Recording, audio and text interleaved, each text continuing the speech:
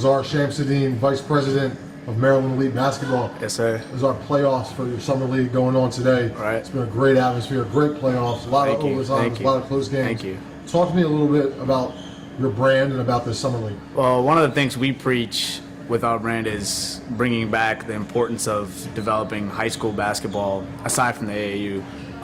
So we've put together a competitive list of teams, competitive list of schedules, and a pretty atmospheric place.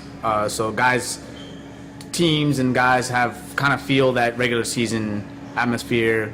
So when they're out doing all their AAU things and they come back and play with their high school team, they're really getting ready for the regular season, and hopefully it'll translate starting November 15th.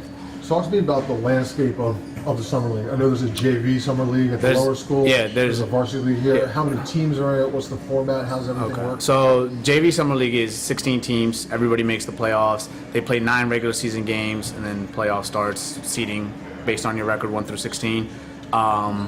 The Varsity Summer League, this year we had 24 teams. Top 16 make the playoffs. Based on seedings, you get seeded, and then it goes on through. So this entire week's been playoff starting since last Friday, actually. And then Thursday night was the championship game. We have all Montgomery County teams, several private school teams, Bullis, Georgetown Prep, Good Counsel, Heights, teams like that. And one of the things we really focus on is giving everybody a competitive schedule and a well-balanced schedule, so they're all competing in each games that they play. And there's an all-star game at the end of that, is that correct? Yeah. On Monday, the 31st, there's an all-star game. Me and a lot of the guys who work and watch all the games have selected the 24 best guys that we think have performed real well in this summer league, and they'll be split into 2 teams, and they're going to play Monday night at 7 p.m. Give me briefly just some of the highlights of the summer league, some of the top players, maybe some of the top plays. Just when you reflect on the summer league, obviously the championship hasn't been played yet. Right. But just give me some quick reflection on this year's. Well, obviously, right off the top of the head, Matt Blanc. He's been kind of just having SportsCenter top 10 dunks all over the place.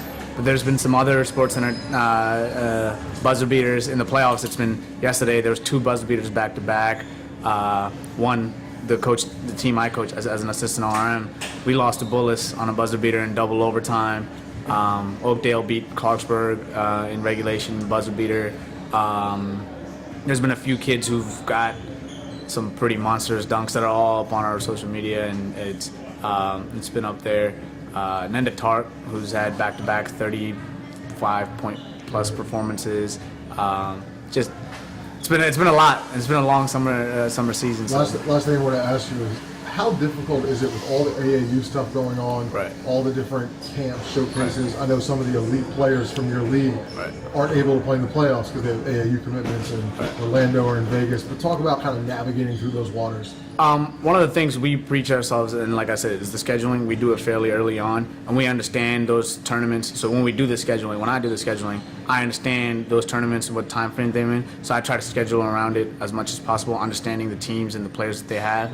This week it's been just, as the last live period, it's just been a little bit more difficult. But at the same time, you see a lot of the majority of the teams. Oakdale has their full starting 5 and plus their bench, and Bullis had a lot of their guys. So you're always going to have 1 or 2 guys missing, whether it's AAU, vacation, summertime. But we schedule it in a way where we don't play any weekend games. It's all Monday through Thursday. So guys are still here, and they're able to make all their games. And also, like when I mentioned, just providing a platform where it's really exciting and you feel like you're playing in regular season games.